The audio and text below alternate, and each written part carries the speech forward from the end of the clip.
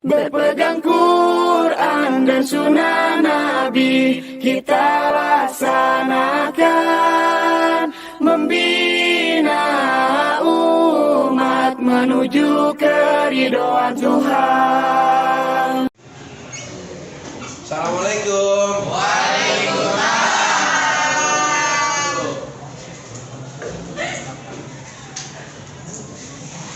Assalamualaikum warahmatullahi wabarakatuh. Perkenalkan, nama saya Ardian Purnama Resa. Saya dari LPTK Universitas Negeri Sultan Maulana Hasanuddin Banten dengan nomor peserta PPG 3174110087 dan nomor induk mahasiswa 225060092, bertugas di SMK Sumpah Pemuda. Kita belajar mengajar kita adakan kebiasaan yaitu tadarus Al-Quran dan menyanyikan Indonesia Raya. Sekarang tolong dipimpin buat pembacaan tadarus Qurannya. Kamu Bang pimpin Bang, tadarus Qurannya. Ayo. Sebelum kita memulai pelajaran, alangkah baiknya kita membaca Al-Quran surat Al-Takasur sampai Anas. Ya, Bismillah. bareng-bareng ayo. Bismillahirrahmanirrahim.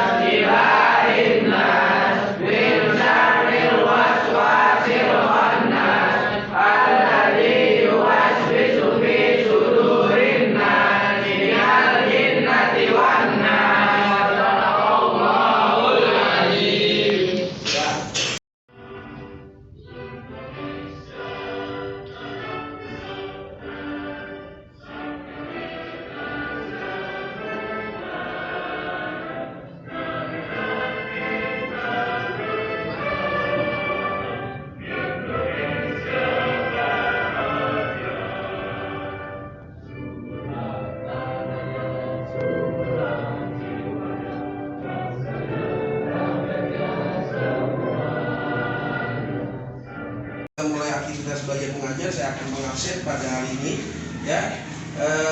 Ahmad Fauzan, Ade Muhammad Raihan, Hadir Pak. Adiba, Aditya. Oke, terima kasih.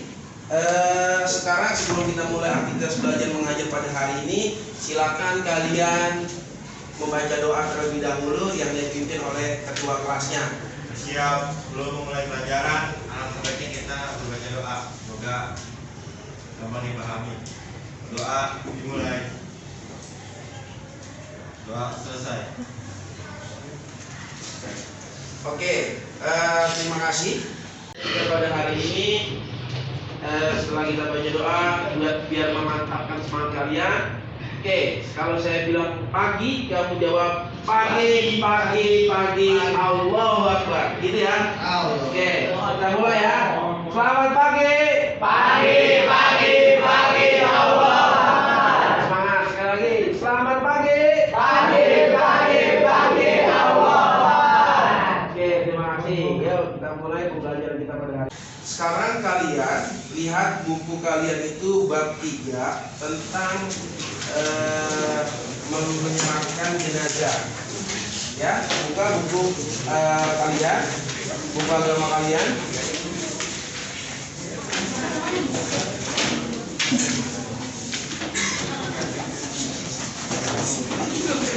Di bab 4 ya.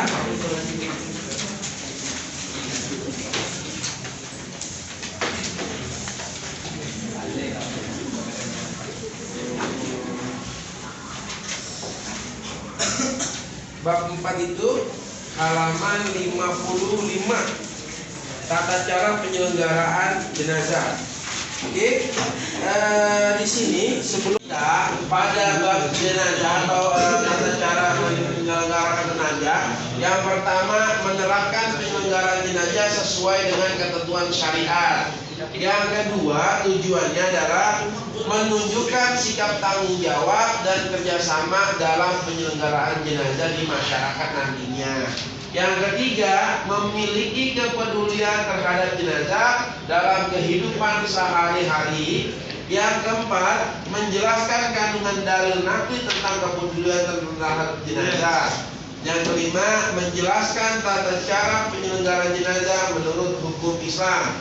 Tujuan daripada pembelajaran kita itu. Terus siswa juga dapat menjelaskan tata cara bertakziah sesuai dengan ajaran Islam. Nah, terus siswa dapat mempraktekkan penyelenggaraan jenazah sesuai dengan ajaran Islam. Nah, selanjutnya tujuannya siswa dapat menyimpulkan hikmah dan manfaat dari tata cara penyelenggaraan jenazah. Yang selanjutnya yaitu menyajikan paparan tentang hikmah dan manfaat tata cara penyelenggaraan jenazah. Ini tujuan dari pembelajaran kita tentang bab jenazah. Dan dulu kepada kalian, apa yang kalian ketahui tentang penyelenggaraan jenazah? Silakan tunjuk tangan bagi kalian yang sudah mengetahui atau melihat di masyarakat kalian, apa itu sih penyelenggaraan tata cara penyelenggaraan jenazah? Apa yang kalian ketahui? Ada yang tahu? Yuk. Saya Pak jawab Pak. Ya. Dimandiin, dikafanin, dan disolatin. Ya, ada lagi yang lain yang kalian pernah lihat ketika penyelenggaraan jenazah itu? Saya Pak. Ya, dikuburin. Ya, benar. Ketika orang menyolatkan, mengkafani, menguburkan, dan terus juga nanti setelah itu, karena ingat ya. Nah, kalau kita belajar daripada kematian ini, berarti kita harus yang namanya beralih kepada kalimatnya za'iqatul maut. Kullu nafsin za'iqatul maut, ya. Tiap-tiap makhluk hidup pasti akan mati. Nah, hikmah dari kita belajar tentang jenazah ini, atau dalam artian kita mengkafani, menguburkan, menyolatkan, memandikan, ini adalah tujuannya untuk mengingat kita kepadanya, karena kita pasti akan kembali kepadanya. ya, karena semua manusia kullun nafsin dha'iqatul maut, tiap-tiap yang hidup pasti akan mati. Nah, oke, itu sekilas dari apa yang kita akan pelajari pada hari ini. Nah, sekarang kita akan berdiskusi ya, yang kelompok kemarin sudah Bapak bagikan, segera untuk berdiskusi pada hari ini. Kelompok pertama tentang penyelenggaraan jenazah. Ya, silakan kelompok pertama maju ke depan.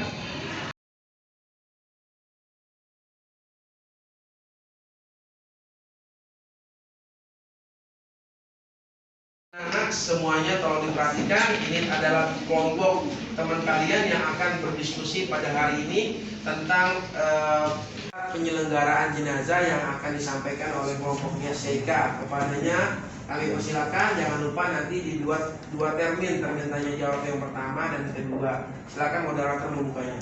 Warahmatullahi wabarakatuh. Waalaikumsalam warahmatullahi wabarakatuh. Kami dari kelompok 1 ingin mempresentasikan tata cara penyelenggaraan jenazah. Sebelumnya kami ingin memperkenalkan diri. Saya sebagai moderator, nama saya Devi Alfianti. Nama saya Sika Faridano. Nama saya Nurul Alfianti. Nama saya Lutfi Alfianti. Nama saya Faridana Mediasi.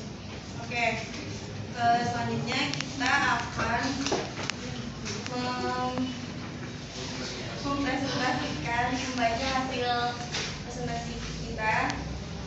Mulai dari Sika, tata cara memandikan jenazah. Memandikan jenazah berarti membersihkan badan dari kotoran dan najis dengan menggunakan air yang bersih, suci dan mengalir, serta dengan sabun yang bisa membersihkan kotoran yang masih menempel di atas kulit. Syarat-syarat jenazah wajib dimandikan. Yang pertama, jenazah beragama Islam. Yang kedua, tubuh dari jenazah tersebut ada wujudnya meskipun sebagian kecilnya. Yang ketiga, jenazah tersebut bukanlah jenazah orang yang mati syahid, meninggal dalam peperangan membela agama Allah SWT di medan pertempuran. Orang yang berhak memandikan jenazah yang pertama, seorang muslim baik laki-laki maupun perempuan. Yang kedua, orang yang memandikan sama jenis kelaminnya dengan jenazah yang dimandikan, kecuali suami atau istrinya atau orang yang masuk dalam kategori mahramnya. Yang ketiga, orang yang paling dekat kerabatannya dengan jenazah. Yang keempat, apabila orang paling dekat kerabatannya sudah tidak ada, maka memandikan itu berpindah kepada keluarga jauh yang pengetahuan cukup serta amanah dapat dipercaya.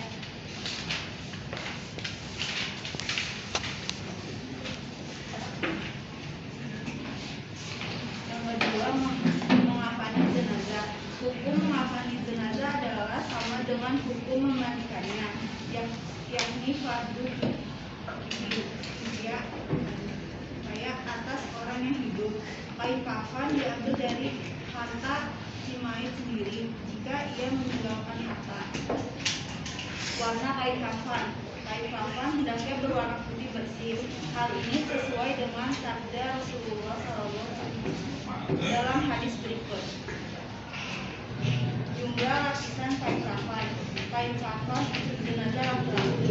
Kain kafan yang digunakan untuk mengafani jenazah sekurang-kurangnya adalah selapis kain menutupi seluruh badan jenazah, baik jenazah laki-laki maupun jenazah perempuan.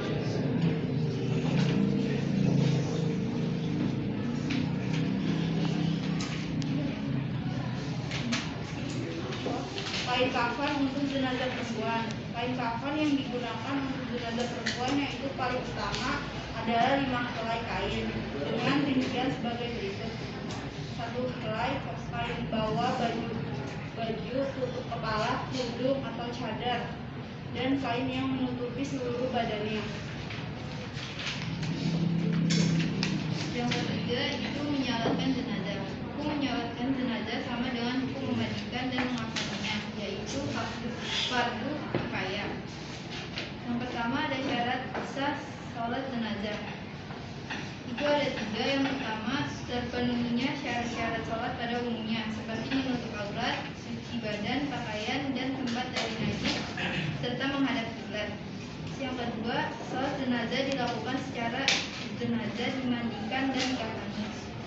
Yang ketiga, posisi jenazah diletakkan di sebelah kiblat orang yang menyolatkan, kecuali kalau sholat itu dilaksanakan di atas kubur atau sholat gaib. Terus ada rukun sholat jenazah. Itu ada 7. Yang pertama itu ada niat sholat jenazah. Yang kedua takbir 4 kali termasuk takbiratul ihram. Yang ketiga membaca surat Al-Fatihah setelah takbiratul ihram. Yang keempat membaca selawat kepada Nabi Muhammad SAW sesudah takbir kedua. Yang kelima mendoakan jenazah setelah takbir ketiga. Terus yang keenam berdiri jika mampu. Yang terakhir mengucapkan salam sesudah takbir keempat. Terus hal-hal yang digunakan dalam sholat jenazah, yang pertama mengangkat tangan pada waktu mengucapkan takbir. Yang kedua ishar atau merendahkan suara bacaan. Dan yang ketiga membaca ta'awuz. Yang keempat menguburkan jenazah. Kewajiban terakhir setelah memandikan, mengakani dan menjelaskan adalah menguburkan jenazah di pemakaman. Hukum menguburkan jenazah adalah sama, yakni fardu kifayah. Sebelum jenazah dikuburkan, para petugas penggali kubur harus mengukur kedalaman kuburan. Kedalaman yang sempurna adalah sedalam tinggi manusia ditambah 1 hasta, dengan panjang sepanjang jenazah ditambah kira-kira 0,5 meter dan lebar kurang lebih 1 meter. Oke, sampai sini ada yang ingin bertanya mungkin? Saya nanya dong. Orang yang berhak buat mandiin jenazah itu siapa aja? Orang yang berhak memandikan jenazah itu ada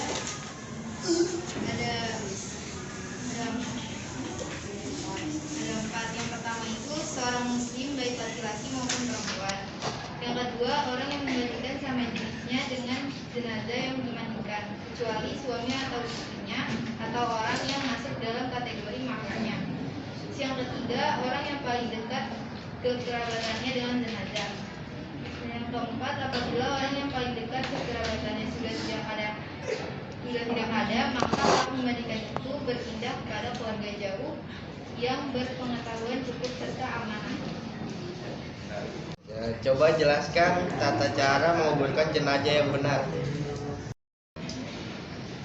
Saya akan menjawab pertanyaannya saja. Satu, ada 3 orang yang turun lebih dahulu ke lubang kubur untuk menerima jenazah. 2 orang itu mempunyai tugas masing-masing.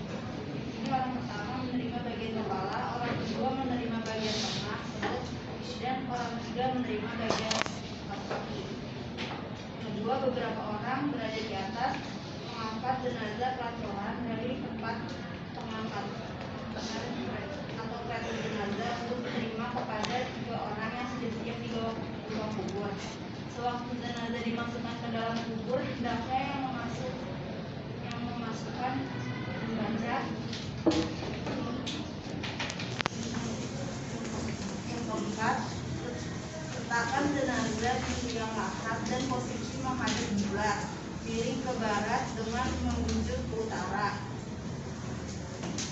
Yang kelima, tali-tali yang ada terutama yang ada di bagian wajah atau kepala dapat dilepas dan bukanlah kain kafan yang ada di bagian muka sehingga wajah jenazah dalam keadaan terbuka.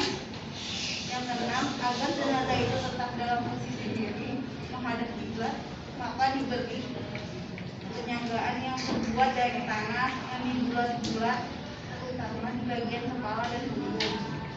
Yang ketujuh, pipi kanan jenazah harus menempel ke tanah.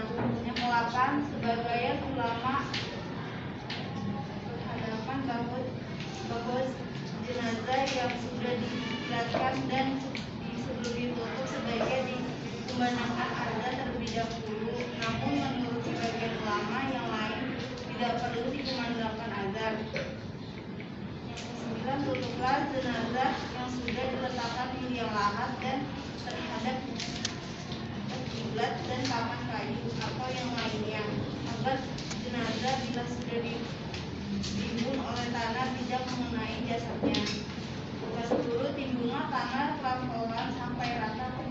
kemudian berilah batu nisan atau batu bata sebagai penanda bahwa di bawahnya ada jenazah. Baik, sampai sini presentasi kita berlima. Selebihnya mohon maaf. Wassalamualaikum warahmatullahi wabarakatuh. Waalaikumsalam warahmatullahi wabarakatuh.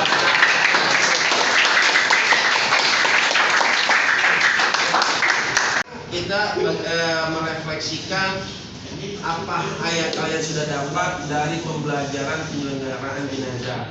Siapa dari kalian yang ingin merefleksikan pembelajaran pada hari ini? Saya Pak. Syarat sah salat jenazah, tata cara salat jenazah perempuan dan laki-laki sama saja. Yang membedakan hanya niat dan bacaan doanya. Salat jenazah dilakukan dengan 4 kali takbir dan diakhiri dengan salam.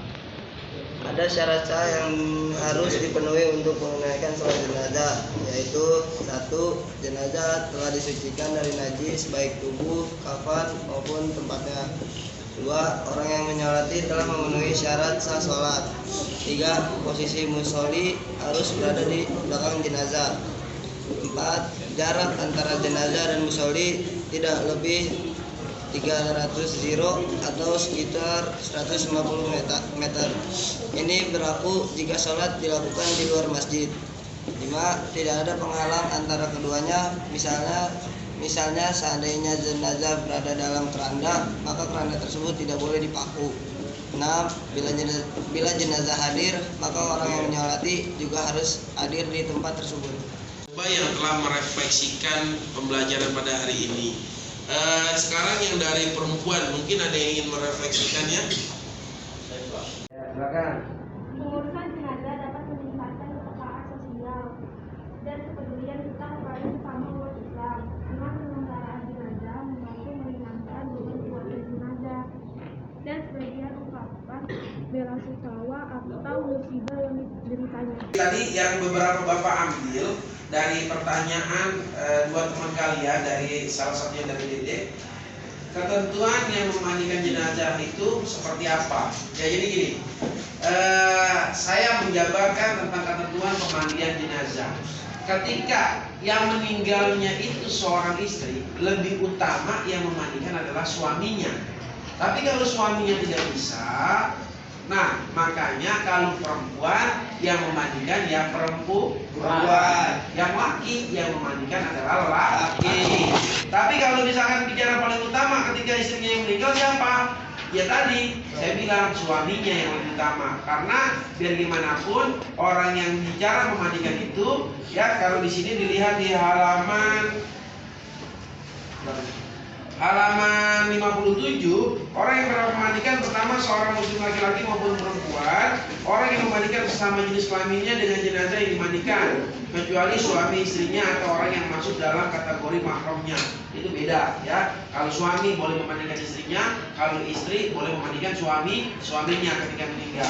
Nah tapi kalau misalkan istrinya nggak bisa nahan air mata gitu ya misalkan, nah itu nggak bisa menangis, nggak bisa menahan air mata, lebih baik kita mencari orang lain untuk memandikan ya, karena orang yang paling dekat kerabatnya dulu siapa nih yang akan jenazah ya, misalkan ada bapaknya, misalkan bapaknya memandikan anaknya, itu nggak ada masalah ya. Yang penting laki dengan laki. Nah tapi ketika udah tidak ada, pakailah, baru kita pakai amil yang biasa kita laksanakan di info masyarakat. Itu banyak kan rata-rata memandikan itu menggunakan amil. Nah terus pertanyaan selanjutnya itu yang menguburkan, tata cara menguburkan ya. Tata cara menguburkan tadi benar ya, yang dijawab sama teman kalian itu dari kepala dulu yang dimasukin lubang liang lahat. Jadi misalkan ini kuburan ya, ini kuburan, ini bentuk kuburan. Nah ini kuburan, ini liang lahat lah ya, ini ada liang handaknya di sini nih. Posisinya begini ya, kalau ini di bawah ya, misalkan di bawah. Nah ini di sini ketika dia, ini palanya si mayit, nah ini tangan ya kan, ini kaki, nah ini palanya ini duluan. Jadi ininya dulu ditangkepin sini, terus ini posisinya ke bawah, terus dia jadi nanti di sini ada yang terima orang 3 Ya, di sini ada orang yang menerima 3. Nah, jadi palanya dulu, baru tengahnya, baru kakinya. Ini kalau cara menguburkan seperti itu. Itu yang benar. Kalau dari samping blok semua itu nggak bisa, berat itu pasti. Ya, itu salah satu daripada cara bagaimana menguburkan. Nah, jadi kalau kita bicara tentang mengkafani ini kehidupan sehari-hari sering kita lihat. Ya, sebagaimana mungkin kalian melihat saudara kalian meninggal atau mungkin sanak famili kita yang meninggal, ya nanti tujuannya kita mempelajari ini kita bisa memandikan, kita bisa mengkafani, ya paling tidak kita mengerti apa-apa yang harus dijalani ketika dalam penyelenggaraan jenazah. Ya, lebih-lebih terutama sholat jenazah itu adalah hukumnya sunnah muakkad, sunnah yang sangat disunahkan. Nah, jadi kalian ketika berada di dalam penyelenggaraan jenazah ini adalah salah satu sikap sosial kalian terhadap masyarakat sekitar. Nah, jadi jelas ya, kalau kalian bisa berkesempatan untuk yang namanya menyelenggarakan jenazah dalam artian memandikan, mengkafani, menyolatkan, menguburkan, itu kalian bisa mengikuti, itu berarti kalian sudah masuk ke dalam kategori orang yang mempunyai jiwa sosial ya terhadap sesama masyarakat. Jadi jangan acuh tak acuh dalam artian ya biarin meninggal musuh gua, ya kan gua jahat sama dia, gua tinggalin aja terserah, itu nggak bisa begitu ya. Jadi jelas dengan pembelajaran pada hari ini kita bisa mengerti bagaimana caranya kita memandikan jenazah dan menjadikan kita sebagai makhluk yang sosial. Anak-anakku, untuk besok kita akan sebelum kita pulang atau sebelum kita selesai belajar pada hari ini, untuk besok kalian tolong kerjakan di rumah kalian masing-masing itu halaman 70 ya, tugas 1 pilihan ganda, dan yang kedua itu adalah isian singkat. Itu kalian kerjakan di rumah kalian masing-masing. Dan ingat, buat minggu selanjutnya, ketemuan selanjutnya, kita ada hafalan untuk tata cara atau bacaan-bacaan dalam sholat jenazah. Sekalian, karena jamnya sudah habis dan pembelajaran kita juga sudah selesai, marilah sebelum kita akhiri pembelajaran ini kita membacakan hamdalah. Alhamdulillah. Mudah-mudahan pembelajaran kita hari ini bisa bermanfaat untuk kehidupan kita di masyarakat nanti. Amin amin ya rabbal alamin. Terima kasih banyak. Wabillahi taufiq wal hidayah. Wassalamualaikum warahmatullahi wabarakatuh.